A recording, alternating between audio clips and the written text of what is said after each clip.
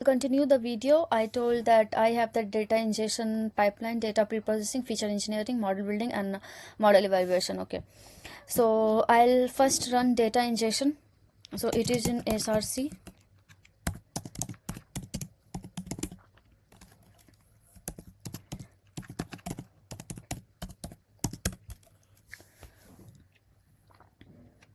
So see, it ran and we got that train CSV and test CSV, which is in raw data. Okay, and after that, if you try to run it again, we already ran it, but we are running again because we don't know, we didn't track it, so we don't know, we don't have any idea okay we ran or not, and we are feeling so like lazy to go and see that okay data is there or not. So see, there is nothing like to which is tracking this files. Okay, so this is where the dvc came. Okay, this is where the dvc came. If we apply dvc here, then literally it will track each python file. Suppose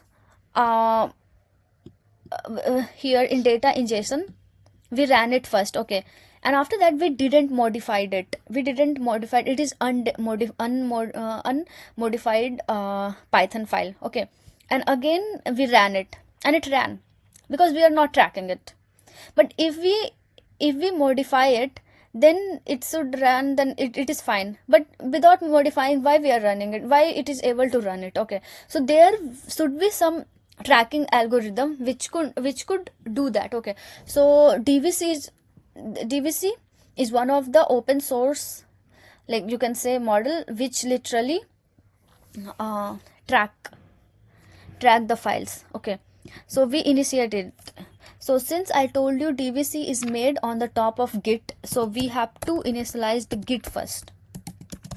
Okay, so git init, and after that you have to initialize div init.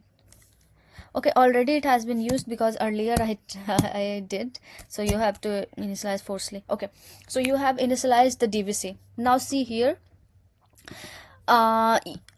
before running all the code using dvc, you have to give the configuration file. Okay, how you are gonna run, and like you have to give the path and all, from where dvc can understand okay this file it has to run, and if it is getting output, where it has to keep. Okay, so see here, it's data ingestion, where it is, like in source file, in source folder it is, and what is the description, and what is the where you're gonna keep the output, so data raw.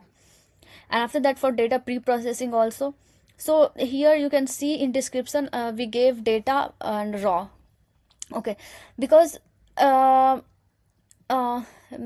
can't run the data pre-processing without running the ingestion, because it is a pipeline. Okay, so that's why we have to give the path of the raw file also, and output should be go into the processed file because it is processed after pre-processing.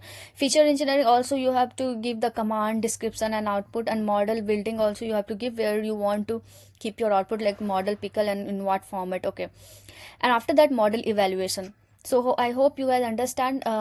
You have to create a dvc YAML file like this, so that it can understand what you have to, like from where you have to take data and what you have to run. So this is dvc repro is the syntax for running all the file. You can see here we literally ran all the file. Yeah, so see, whatever we ran,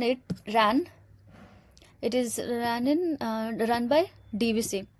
So we got the raw file also, we got the processed, yeah, metrics json also you got, model pickle you got,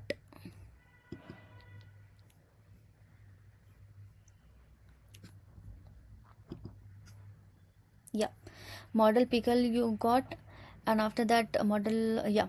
So see here, after that, if you want to run dvc repro again, it is not going to run. Okay, it will say ki data ingestion didn't change, data pre-processing also didn't change, feature engineering, model evaluation is also didn't change.